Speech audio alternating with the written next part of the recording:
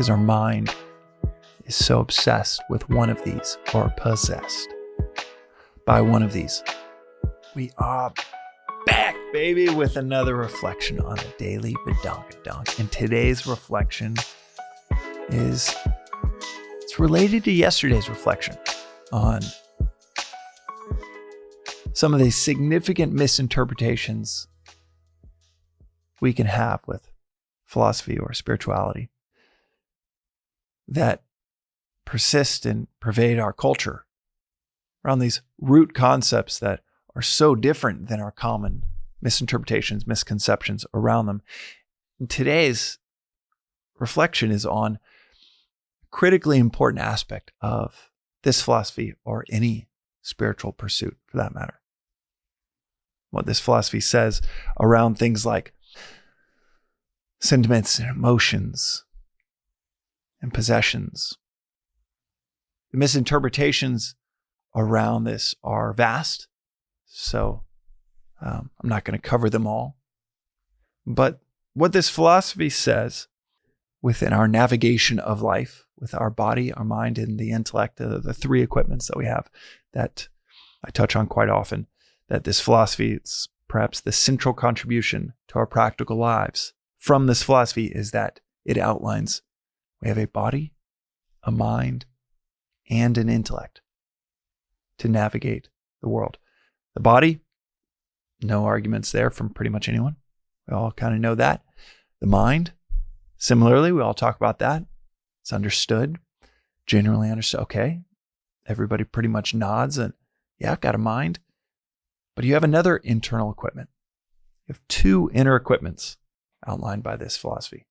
The mind, which is our emotions, the preferences that we have, our likes and dislikes.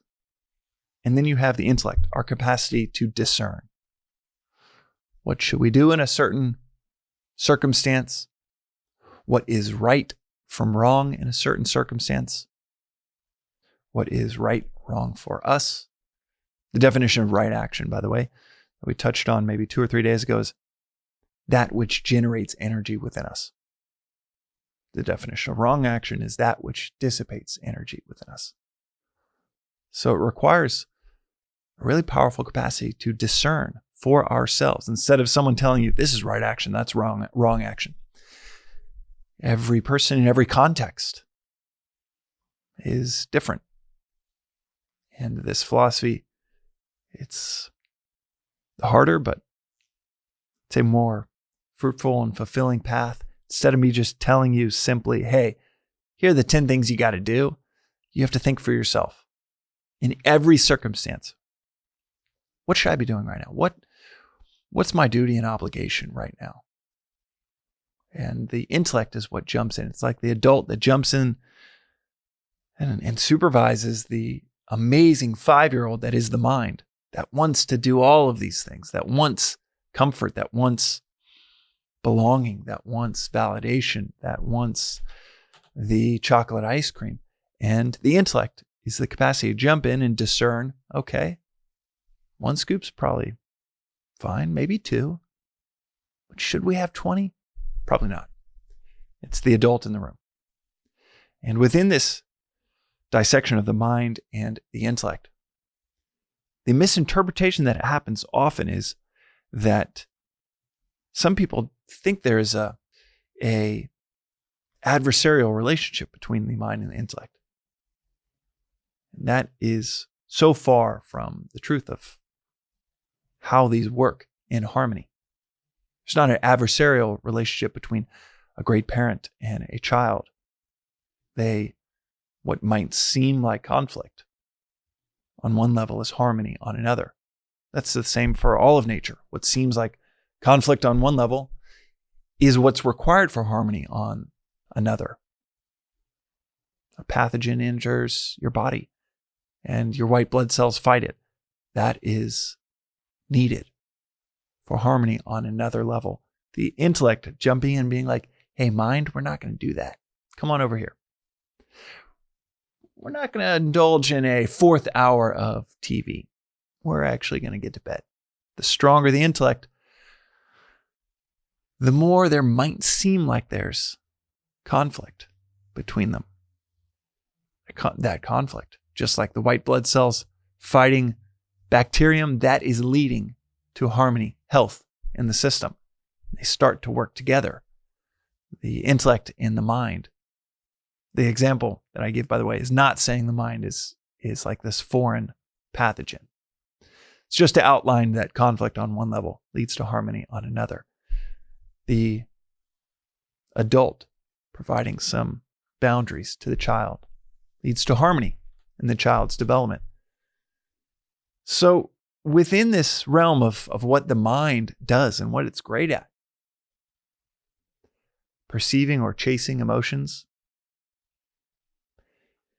perceiving or chasing validation, belonging, these can be in the right context. They can be really healthy things, but too much of that pursuit, and you yourself will suffer as well as your community at large, because they'll miss out on what you can offer, on what you uniquely can provide to the community at large, if your intellect and your mind and your body are working in harmony.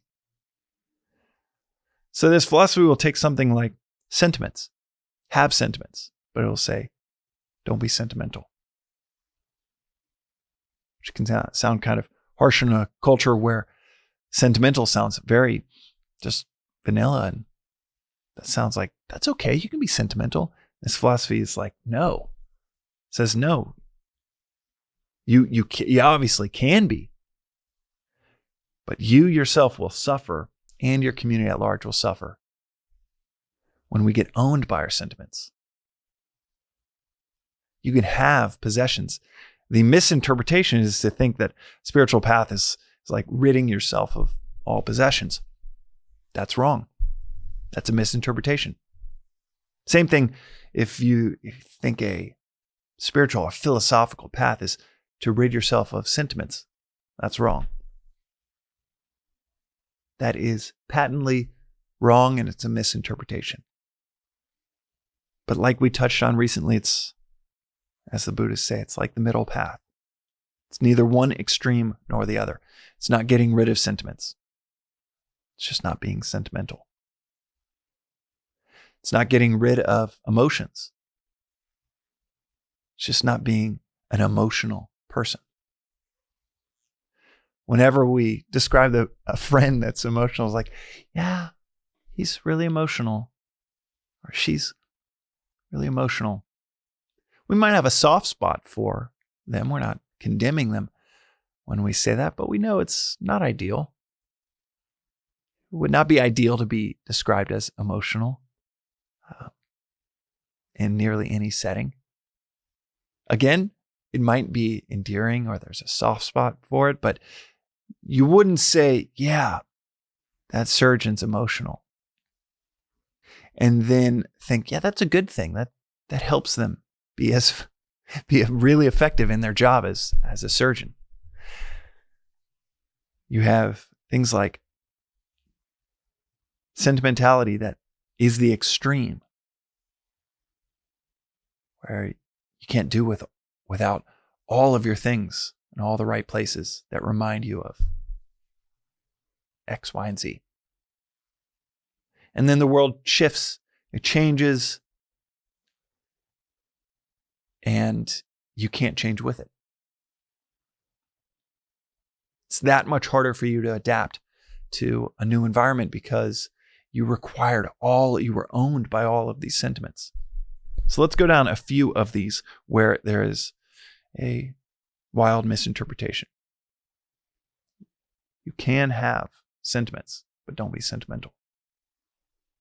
You can absolutely have possessions, but don't be possessed by them. Sex, go out and have, dude, if you're doing it and it's generating energy within you, go out and have sex, but don't be sexual. One is pursuing something that is absolutely natural, and the other is being governed by it, where it owns you, like the possessions. Instead of you being able to use it as, okay, this is a tool of harmony with a spouse. Instead, it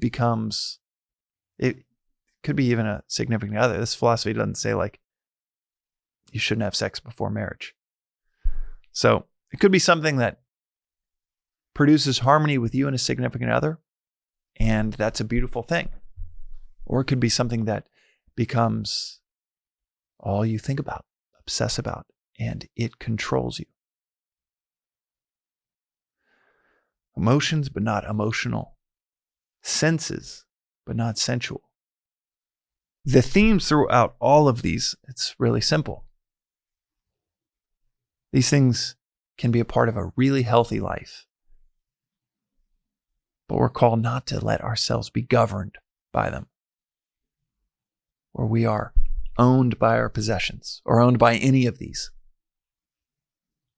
out of control when it comes to any of these aspects of life.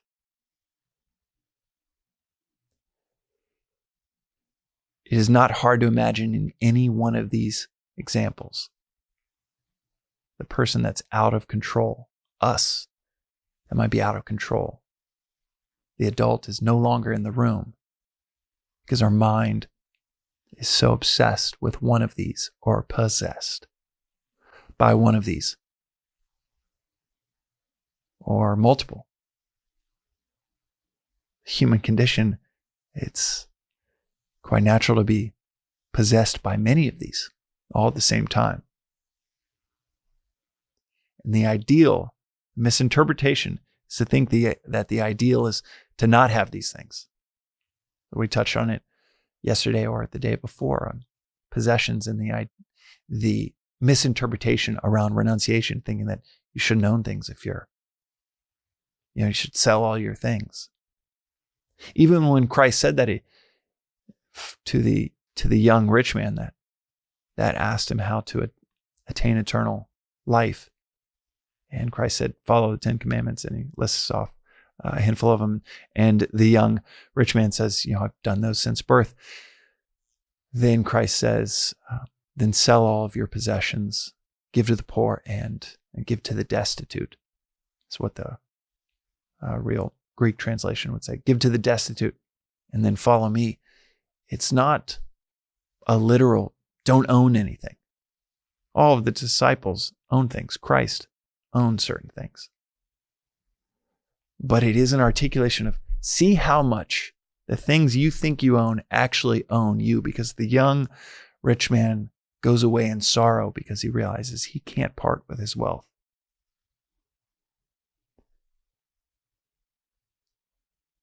This idea that you can't have anything is a misinterpretation. The idea that shouldn't have emotions. There is contingent of people that think, okay, well, to be a philosopher, to be a spiritual lighthouse, you shouldn't have emotions. Christ himself cried. Dude, Swami laughs all the time, smiling, laughing, putting pure emotion on display often. But the difference is we're called to not be owned by these things, even if they are parts of our life. That is today's reflection on the Daily Vedantic. We'll see you next time.